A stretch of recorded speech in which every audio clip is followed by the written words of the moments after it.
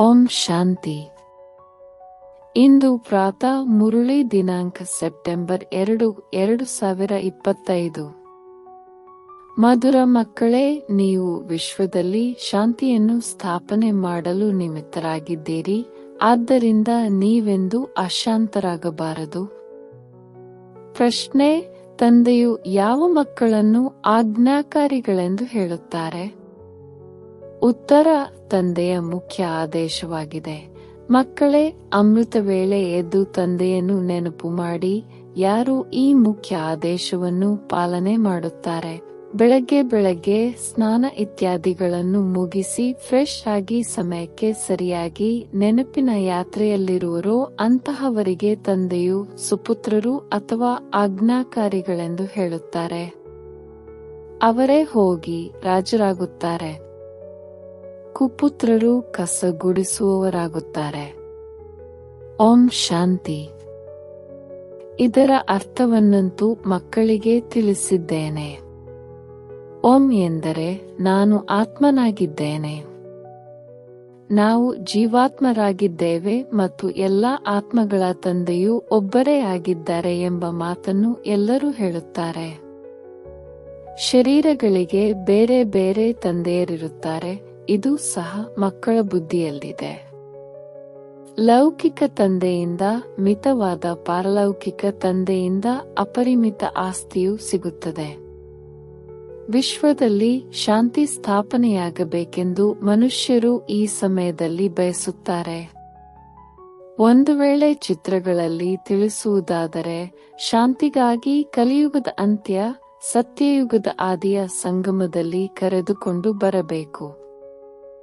ಈ ಸತ್ಯಯುಗವು ಹೊಸ ಪ್ರಪಂಚವಾಗಿದೆ. ಅದರಲ್ಲಿ ಒಂದು ಧರ್ಮವಿದ್ದಾಗ ಸುಖ, ಶಾಂತಿ, ಪವಿತ್ರತೆ ಇರುತ್ತದೆ. ಅದಕ್ಕೆ ಸ್ವರ್ಗವೆಂದು ಹೇಳಲಾಗುತ್ತದೆ. ಇದನ್ನಂತೂ ಎಲ್ಲರೂ ಒಪ್ಪುತ್ತಾರೆ. ಹೊಸ ಪ್ರಪಂಚದಲ್ಲಿ ಸುಖವಿದೆ, ದುಃಖವಿರಲು ಸಾಧ್ಯವಿಲ್ಲ. ಯಾರಿಗಾದರೂ ಬಹಳ ಸಹಜವಾಗಿ ತಿಳಿಸಬಹುದು. ಶಾಂತಿ ಮತ್ತು ಅಶಾಂತಿಯ ಮಾತು ಇಲ್ಲಿನ ವಿಶ್ವದಲ್ಲಿಯೇ ನಡೆಯುತ್ತದೆ. ಅದಂತೂ ನಿರ್ವಾಣಧಾಮವಾಗಿದೆ. ಅಲ್ಲಿ ಶಾಂತಿ ಅಶಾಂತಿಯ ಪ್ರಶ್ನೆಯೇ ಬರುವುದಿಲ್ಲ. ಮಕ್ಕಳು ಭಾಷಣ ಮಾಡುವಾಗ ಮೊಟ್ಟ ಮೊದಲಿಗೆ ವಿಶ್ವದಲ್ಲಿ ಶಾಂತಿಯ ಮಾತನ್ನು ತೆಗೆದುಕೊಳ್ಳಬೇಕು. ಮನುಷ್ಯರು ಶಾಂತಿಗಾಗಿ ಬಹಳ ಪ್ರಯಾಸ ಮಾಡುತ್ತಾರೆ. ಅವರಿಗೆ ಬಹುಮಾನವೂ ಸಿಗುತ್ತಿರುತ್ತದೆ. ವಾಸ್ತವದಲ್ಲಿ ಇದರಲ್ಲಿ ಬಹಳ ತಲೆ ಕೆಡಿಸಿಕೊಳ್ಳುವ ಮಾತಿಲ್ಲ. ತಂದೆಯು ತಿಳಿಸುತ್ತಾರೆ, ಕೇವಲ ತಮ್ಮ ಸ್ವಧರ್ಮದಲ್ಲಿ ಸ್ಥಿತರಾಗಿ, ಆಗ ವಿಕರ್ಮಗಳು ವಿನಾಶವಾಗುತ್ತವೆ. ಸ್ವಧರ್ಮದಲ್ಲಿ ಸ್ಥಿತರಾದರೆ ಶಾಂತಿ ಸ್ಥಾಪನೆಯಾಗಿ ಬಿಡುವುದು. ನೀವು ಸದಾ ಶಾಂತಿ ಸಾಗರ ತಂದೆಯ ಮಕ್ಕಳಾಗಿದ್ದೀರಿ. ಅವರಿಂದ ಈ ಆಸ್ತಿಯು ಸಿಗುತ್ತದೆ. ಅದಕ್ಕೆ ಮೋಕ್ಷವೆಂದು ಹೇಳುವುದಿಲ್ಲ. ಮೋಕ್ಷವು ಭಗವಂತನಿಗೂ ಸಹ ಸಿಗಲು ಸಾಧ್ಯವಿಲ್ಲ. ಭಗವಂತನೂ ಸಹ ಪಾತ್ರದಲ್ಲಿ ಅವಶ್ಯವಾಗಿ ಬರಬೇಕಾಗಿದೆ. ತಂದೆಯು ತಿಳಿಸುತ್ತಾರೆ, ಕಲ್ಪಕಲ್ಪವೂ ಕಲ್ಪದ ಸಂಗಮಯುಗದಲ್ಲಿ ನಾನು ಬರುತ್ತೇನೆ. ಹೀಗೆ ಭಗವಂತನಿಗೂ ಮೋಕ್ಷವಿಲ್ಲ ಅಂದ ಮೇಲೆ ಮನುಷ್ಯರು ಹೇಗೆ ಮೋಕ್ಷವನ್ನು ಪಡೆಯಲು ಸಾಧ್ಯ? ಇವು ಇಡೀ ದಿನ ವಿಚಾರ ಸಾಗರ ಮಂಥನ ಮಾಡುವ ಮಾತುಗಳಾಗಿವೆ. ತಂದೆಯು ನೀವು ಮಕ್ಕಳಿಗೆ ತಿಳಿಸುತ್ತಾರೆ, ನೀವು ಮಕ್ಕಳಿಗೆ ತಿಳಿಸಿಕೊಡುವ ಬಹಳ ಅಭ್ಯಾಸವಿದೆ. ನೀವೆಲ್ಲ ಬ್ರಾಹ್ಮಣರೇ ತಿಳಿದುಕೊಳ್ಳುತ್ತೀರಿ. ನೀವೇ ವಿಚಾರ ಸಾಗರ ಮಂಥನ ಮಾಡಬೇಕಾಗಿದೆ. ನೀವು ಮಕ್ಕಳು ಸೇವೆಯಲ್ಲಿದ್ದೀರಿ ಎಂದು ತಂದೆಯು ಹೇಳುತ್ತಾರೆ. ನಿಮಗಂತೂ ಬಹಳ ತಿಳಿಸಿಕೊಡಬೇಕಾಗುತ್ತದೆ. ದಿನರಾತ್ರಿ ಮಕ್ಕಳು ಸರ್ವೀಸಿನಲ್ಲಿರುತ್ತಾರೆ. ಮ್ಯೂಸಿಯಂನಲ್ಲಿ ಇಡೀ ದಿನ ಬರುತ್ತಲೇ ಇರುತ್ತಾರೆ. ರಾತ್ರಿಗೆ ರಾತ್ರಿ 10-11 ಗಂಟೆಯವರೆಗೂ ಸಹ ಕೆಲವೊಂದೆಡೆ ಬರುತ್ತಾರೆ. ಇನ್ನು ಕೆಲವೊಂದು ಕಡೆ ಬೆಳಗ್ಗೆ 4 ಗಂಟೆಯಿಂದಲೂ ಸೇವೆ ಮಾಡಲು ತೊಡಗುತ್ತಾರೆ. ಇಲ್ಲಂತೂ ಇದು ಮನೆಯಾಗಿದೆ. ಯಾವಾಗ ಬೇಕೋ ಆಗ ಕುಳಿತುಕೊಳ್ಳಬಹುದು. ಹೊರಗಿನ ಸೇವಾ ಕೇಂದ್ರಗಳಲ್ಲಿ ದೂರದಿಂದ ಬರುತ್ತಾರೆ, ಆದ್ದರಿಂದ ಸಮಯವನ್ನು ನಿಗದಿಪಡಿಸಲಾಗುತ್ತದೆ. ಇಲ್ಲಾದರೆ ನೀವು ಮಕ್ಕಳು ಯಾವ ಸಮಯದಲ್ಲಿ ಬೇಕಾದರೂ ಏಳಬಹುದು, ಆದರೆ ಇಂತಹ ಸಮಯದಲ್ಲಂತೂ ಓದಬಾರದು, ಯಾವಾಗ ಎದ್ದು ತೂಕಡಿಸುವಂತಾಗಬಾರದು. ಆದ್ದರಿಂದ ಮುಂಜಾನೆಯ ಸಮಯವನ್ನು ಇಡಲಾಗುವುದು.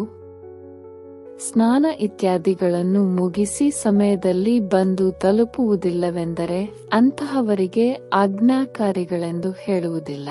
ಲೌಕಿಕ ತಂದೆಗೂ ಸಹ ಸುಪುತ್ರರು ಮತ್ತು ಕುಪುತ್ರ ಮಕ್ಕಳಿರುತ್ತಾರಲ್ಲವೇ? ಹಾಗೆಯೇ ಬೇಹದ್ದಿನ ತಂದೆಗೂ ಇದ್ದಾರೆ. ಸುಪುತ್ರರು ಹೋಗಿ ರಾಜರಾಗುತ್ತಾರೆ, ಕುಪುತ್ರರು ಕಸವನ್ನು ಗುಡಿಸುತ್ತಾರೆ. ಎಲ್ಲವೂ ಕಂಡು ಬರುತ್ತದೆಯಲ್ಲವೇ? ಕೃಷ್ಣ ಜನ್ಮಾಷ್ಟಮಿಯ ಬಗ್ಗೆಯೂ ತಿಳಿಸುತ್ತಾರೆ. ಯಾವಾಗ ಕೃಷ್ಣನ ಜನ್ಮವಾಗುವುದೋ ಆಗ ಸ್ವರ್ಗವಾಗುವುದು. ಒಂದೇ ರಾಜ್ಯವಿರುತ್ತದೆ, ವಿಶ್ವದಲ್ಲಿ ಶಾಂತಿ ಇರುತ್ತದೆ. ಸ್ವರ್ಗದಲ್ಲಿ ಕೆಲವರೇ ಮನುಷ್ಯರಿರುತ್ತಾರೆ. ಅದು ಹೊಸ ಪ್ರಪಂಚವಾಗಿದೆ, ಅಲ್ಲಿ ಅಶಾಂತಿ ಇರುವುದಿಲ್ಲ. ಯಾವಾಗ ಒಂದು ಧರ್ಮವಿರುವುದೋ ಆಗ ಶಾಂತಿ ಇರುತ್ತದೆ. ಆ ಧರ್ಮವನ್ನು ತಂದೆಯೇ ಸ್ಥಾಪನೆ ಮಾಡುತ್ತಾರೆ. ನಂತರ ಯಾವಾಗ ಅನ್ಯ ಧರ್ಮದವರು ಬರುವರೋ ಆಗ ಅಶಾಂತಿಯಾಗುತ್ತದೆ. ಸತ್ಯಯುಗದಲ್ಲಿ ಇರುವುದೇ ಶಾಂತಿ. 16 ಕಲಾ ಸಂಪೂರ್ಣರಲ್ಲವೇ? ಚಂದ್ರಮನು ಸಹ ಸಂಪೂರ್ಣ ಸ್ಥಿತಿಗೆ ಬಂದಾಗ ಎಷ್ಟೊಂದು ಶೋಭಿಸುತ್ತಾನೆ. ಆಗ ಪೂರ್ಣ ಚಂದ್ರನೆಂದು ಹೇಳಲಾಗುತ್ತದೆ. ತ್ರೇತಾಯುಗದಲ್ಲಿ 3/4 ಭಾಗವೆಂದು ಹೇಳಬಹುದು. ಅಂದ ಮೇಲೆ ಶೋಭೆಯು ಖಂಡನೆಯಾಯಿತಲ್ಲವೇ? 2 ಕಲೆಗಳು ಕಡಿಮೆಯಾದವು. ಸಂಪೂರ್ಣ ಶಾಂತಿಯು ಸತ್ಯಯುಗದಲ್ಲಿಯೇ ಇರುತ್ತದೆ. 25% ಸೃಷ್ಟಿಯು ಹಳೆಯದಾದಾಗ ಯಾವುದಾದರೊಂದು ಕಿರಿಕಿರಿಗಳಾಗುವುದು. 2 ಕಲೆಗಳು ಕಡಿಮೆಯಾಯಿತೆಂದು ಶೋಭೆಯೂ ಕಡಿಮೆಯಾಯಿತು. ಸ್ವರ್ಗದಲ್ಲಿ ಸಂಪೂರ್ಣ ಶಾಂತಿ, ನರಕದಲ್ಲಿ ಸಂಪೂರ್ಣ ಅಶಾಂತಿಯಿದೆ. ಈ ಸಮಯದಲ್ಲಿ ವಿಶ್ವದಲ್ಲಿ ಮನುಷ್ಯ ಮಾತ್ರರು ಶಾಂತಿಯನ್ನು ಬಯಸುತ್ತಾರೆ. ಇದಕ್ಕಿಂತಲೂ ಮೊದಲು ಶಾಂತಿ ಬೇಕು ಎನ್ನುವ ಮಾತಿರಲಿಲ್ಲ. ಇದು ಈಗಲೇ ಇದೆ, ಏಕೆಂದರೆ ಈಗ ವಿಶ್ವದಲ್ಲಿ ಅದು ಪುನಃ ಸ್ಥಾಪನೆಯಾಗುತ್ತಿದೆ. ವಿಶ್ವದಲ್ಲಿ ಶಾಂತಿ ಇರಬೇಕೆಂದು ಆತ್ಮವು ಬಯಸುತ್ತದೆ. ಮನುಷ್ಯರಂತೂ ದೇಹಾಭಿಮಾನದಲ್ಲಿರುವ ಕಾರಣ ವಿಶ್ವ ಶಾಂತಿ ಬೇಕು ಎಂದು ಕೇವಲ ಹೇಳುತ್ತಿರುತ್ತಾರೆ. ಈಗ 84 ಜನ್ಮಗಳು ಪೂರ್ಣವಾಯಿತು. ಈ ತಂದೆಯೇ ಬಂದು ತಿಳಿಸಿ ಕೊಡುತ್ತಿರುತ್ತಾರೆ. ತಂದೆಯನ್ನೇ ನೆನಪು ಮಾಡುತ್ತೇವೆ. ಅವರೆಂದಾದರೂ ಯಾವುದೋ ರೂಪದಲ್ಲಿ ಬಂದು ಸ್ವರ್ಗ ಸ್ಥಾಪನೆ ಮಾಡುತ್ತಾರೆ. ಅವರ ಹೆಸರೇ ಆಗಿದೆ, ಸ್ವರ್ಗದ ರಚಯಿತ. ಅವರು ಹೇಗೆ ರಚಿಸುತ್ತಾರೆ ಎಂದು ಮನುಷ್ಯರಿಗೆ ತಿಳಿದಿಲ್ಲ. ಶ್ರೀಕೃಷ್ಣನಂತೂ ರಚಿಸಲು ಸಾಧ್ಯವಿಲ್ಲ. ಕೃಷ್ಣನಿಗೆ ದೇವತೆ ಎಂದು ಹೇಳಲಾಗುವುದು.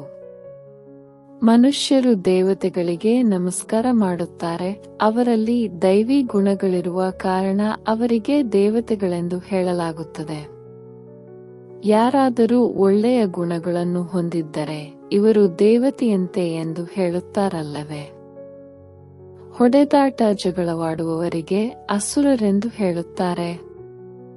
ಮಕ್ಕಳಿಗೆ ತಿಳಿದಿದೆ, ನಾವು ಬೇಹದ್ದಿನ ತಂದೆಯ ಸನ್ಮುಖದಲ್ಲಿ ಕುಳಿತಿದ್ದೇವೆ ಅಂದ ಮೇಲೆ ಮಕ್ಕಳ ಚಲನೆಯೂ ಇಷ್ಟು ಚೆನ್ನಾಗಿರಬೇಕು. ಅಜ್ಞಾನ ಕಾಲದಲ್ಲಿ ಈ ಬ್ರಹ್ಮ ತಂದೆಯು ನೋಡಿದ್ದಾರೆ. 6-7 ಕುಟುಂಬಗಳು ಒಟ್ಟಿಗೆ ಇರುತ್ತವೆ, ಪರಸ್ಪರ ಕ್ಷೀರಖಂಡವಾಗಿ ನಡೆಯುತ್ತಾರೆ. ಇನ್ನು ಕೆಲವು ಮನೆಗಳಲ್ಲಂತೂ ಕೇವಲ ಇಬ್ಬರಿದ್ದರೂ ಸಹ ಬಹಳ ಜಗಳವಾಡುತ್ತಿರುತ್ತಾರೆ. ನೀವು ಈಶ್ವರೀಯ ಸಂತಾನರಾಗಿದ್ದೀರಿ, ಬಹಳ ಪ್ರೀತಿಯಿಂದಿರಬೇಕಾಗಿದೆ. ಸತ್ಯಯುಗದಲ್ಲಿ ಕ್ಷೀರಖಂಡವಾಗಿರುತ್ತಾರೆ. ಇಲ್ಲಿ ನೀವು ಆ ರೀತಿ ಮಧುರರಾಗುವುದನ್ನು ಕಲಿಯುತ್ತೀರಿ ಅಂದಾಗ ಬಹಳ ಪ್ರೀತಿಯಿಂದಿರಬೇಕು. ತಂದೆಯು ತಿಳಿಸುತ್ತಾರೆ, ತನ್ನನ್ನು ಪರಿಶೀಲನೆ ಮಾಡಿಕೊಳ್ಳಿ. ನಾವು ಯಾವುದೇ ವಿಕರ್ಮವನ್ನಂತೂ ಮಾಡಲಿಲ್ಲವೇ? ಯಾರಿಗೂ ದುಃಖವನ್ನು ಕೊಡಲಿಲ್ಲವೇ? ಹೀಗೆ ಕೆಲವರು ತಮ್ಮನ್ನು ತಾವೇ ನೋಡಿಕೊಳ್ಳುವುದಿಲ್ಲ. ಇವು ಬಹಳ ತಿಳಿದುಕೊಳ್ಳುವ ಮಾತುಗಳಾಗಿವೆ. ನೀವು ಮಕ್ಕಳು ವಿಶ್ವದಲ್ಲಿ ಶಾಂತಿ ಸ್ಥಾಪನೆ ಮಾಡುವವರಾಗಿದ್ದೀರಿ. ಒಂದು ವೇಳೆ ಮನೆಯಲ್ಲಿಯೇ ಅಶಾಂತಿ ಮಾಡುವಂತಿದ್ದರೆ ಹೇಗೆ ಶಾಂತಿ ಸ್ಥಾಪನೆ ಮಾಡುವಿರಿ? ಲೌಕಿಕ ತಂದೆಗೆ ಮಕ್ಕಳು ತೊಂದರೆ ಕೊಡುತ್ತಾರೆಂದರೆ ಇವರು ಹೆಸರು ಕೆಡಿಸುವರೆಂದು ಹೇಳುತ್ತಾರೆ. ಯಾವುದಾದರೂ ಚಟವಾಗಿ ಬಿಟ್ಟರೆ ಅದು ಪಕ್ಕ ಆಗಿ ಬಿಡುತ್ತದೆ. ನಾವಂತೂ ಬೇಹದ್ದಿನ ತಂದೆಯ ಮಕ್ಕಳಾಗಿದ್ದೇವೆ. ನಮಗೆ ವಿಶ್ವದಲ್ಲಿ ಶಾಂತಿ ಸ್ಥಾಪನೆ ಮಾಡಬೇಕಾಗಿದೆ ಎಂಬ ತಿಳುವಳಿಕೆ ಇರುವುದಿಲ್ಲ. ಶಿವ ತಂದೆಯ ಮಕ್ಕಳಾಗಿದ್ದೀರಿ. ಒಂದು ವೇಳೆ ಅಶಾಂತರಾಗುತ್ತೀರೆಂದರೆ ಶಿವ ತಂದೆಯ ಬಳಿ ಬನ್ನಿ. ಅವರಂತೂ ವಜ್ರವಾಗಿದ್ದಾರೆ. ಹೀಗೆ ಮಾಡಿದರೆ ನಿಮ್ಮ ಮನಸ್ಸಿಗೆ ಶಾಂತಿ ಸಿಗುವುದೆಂದು ಕೂಡಲೇ ತಿಳಿಸಿ ಬಿಡುತ್ತಾರೆ. ಶಾಂತಿಯ ಪ್ರಬಂಧ ಮಾಡುತ್ತಾರೆ. ಹೀಗೆ ಅನೇಕರಿದ್ದಾರೆ. ದೈವಿ ಮನೆತನದ ಚಲನೆಯಿಲ್ಲ. ನೀವೀಗ ಪಾವನ ಪ್ರಪಂಚದಲ್ಲಿ ಹೋಗಲು ತಯಾರಾಗುತ್ತೀರಿ. ಇದು ಕೊಳಕು ಪ್ರಪಂಚ, ವೇಶ್ಯಾಲಯವಾಗಿದೆ. ಇದರೊಂದಿಗೆ ತಿರಸ್ಕಾರವೂ ಬರುತ್ತದೆ. ಹೊಸ ಪ್ರಪಂಚದಲ್ಲಿಯೇ ವಿಶ್ವದಲ್ಲಿ ಶಾಂತಿ ಇರುವುದು. ಸಂಗಮದಲ್ಲಿರಲು ಸಾಧ್ಯವಿಲ್ಲ. ಇಲ್ಲಿ ಶಾಂತರಾಗುವ ಪುರುಷಾರ್ಥ ಮಾಡುತ್ತೀರಿ. ಪೂರ್ಣ ಪುರುಷಾರ್ಥ ಮಾಡಲಿಲ್ಲವೆಂದರೆ ಶಿಕ್ಷೆಯನ್ನನುಭವಿಸಬೇಕಾಗುವುದು. ನನ್ನ ಜೊತೆ ಧರ್ಮರಾಜನೂ ಇದ್ದಾರಲ್ಲವೇ? ಯಾವಾಗ ಲೆಕ್ಕಾಚಾರಗಳು ಮುಗಿಯುವ ಸಮಯವು ಬರುವುದೋ ಆಗ ಬಹಳ ಶಿಕ್ಷೆಯನ್ನು ತಿನ್ನುವಿರಿ. ಅವಶ್ಯವಾಗಿ ಕರ್ಮ ಭೋಗವಿರುತ್ತದೆ. ರೋಗಿಗಳಾಗುತ್ತಾರೆ. ಅದು ಸಹ ಕರ್ಮ ಭೋಗವಲ್ಲವೇ? ತಂದೆಗಿಂತಲೂ ಮೇಲೆ ಯಾರೂ ಇಲ್ಲ. ಮಕ್ಕಳೇ ಪವಿತ್ರರಾಗಿ ಆಗ ಶ್ರೇಷ್ಠ ಪದವಿಯನ್ನು ಪಡೆಯುತ್ತೀರೆಂದು ತಂದೆಯು ತಿಳಿಸುತ್ತಾರೆ. ಇಲ್ಲವೆಂದರೆ ಯಾವುದೇ ಲಾಭವಿಲ್ಲ. ಭಗವಂತ ತಂದೆ ಯಾರನ್ನು ಅರ್ಧಕಲ್ಪ ನೆನಪು ಮಾಡಿದಿರೋ ಅವರಿಂದ ಆಸ್ತಿಯನ್ನು ಪಡೆಯದಿದ್ದರೆ ಮಕ್ಕಳಾಗಿಯೂ ಏನು ಪ್ರಯೋಜನ?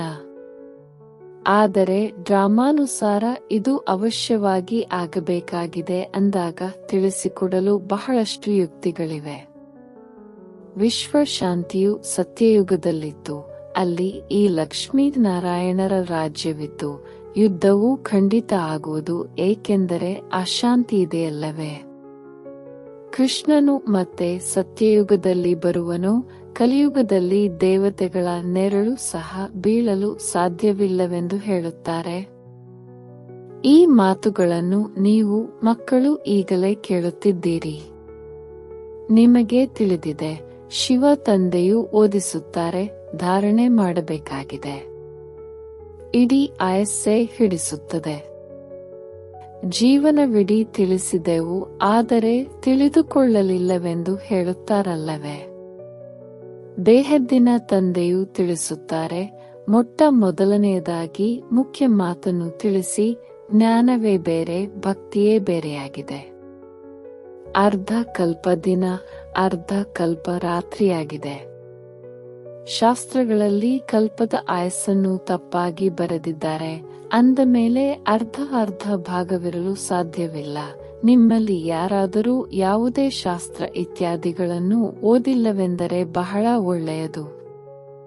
ಓದಿದ್ದರೆ ಸಂಶಯ ಬರುತ್ತದೆ. ಪ್ರಶ್ನೆಗಳನ್ನು ಕೇಳುತ್ತಿರುತ್ತಾರೆ. ವಾಸ್ತವದಲ್ಲಿ ಯಾವಾಗ ವಾನಪ್ರಸ್ಥ ಸ್ಥಿತಿಯಾಗುವುದೋ ಆಗ ಭಗವಂತನು ನೆನಪು ಮಾಡುತ್ತಾರೆ. ಯಾರಾದರೊಬ್ಬರ ಮತದಿಂದ ಮತ್ತೆ ಗುರುಗಳು ಕಲಿಸಿಕೊಡುತ್ತಾರೆ. ಭಕ್ತಿಯನ್ನು ಕಲಿಸುತ್ತಾರೆ. ಭಕ್ತಿಯನ್ನು ಕಲಿಸುವುದೆಂದಲ್ಲ, ಅವರಲ್ಲಿ ಭಕ್ತಿಯ ಶಕ್ತಿ ಇದೆ. ಆದ್ದರಿಂದ ಇಷ್ಟೊಂದು ಮಂದಿ ಅನುಯಾಯಿಗಳಾಗುತ್ತಾರೆ. ಅನುಯಾಯಿಗಳಿಗೆ ಭಕ್ತ ಪೂಜಾರಿಗಳೆಂದು ಹೇಳುತ್ತಾರೆ. ಇಲ್ಲಿ ಎಲ್ಲರೂ ಪೂಜಾರಿಗಳಾಗಿದ್ದಾರೆ. ಸತ್ಯಯುಗದಲ್ಲಿ ಯಾರೂ ಪೂಜಾರಿಗಳಿರುವುದಿಲ್ಲ. ಭಗವಂತನೆಂದು ಪೂಜಾರಿಯಾಗುವುದಿಲ್ಲ.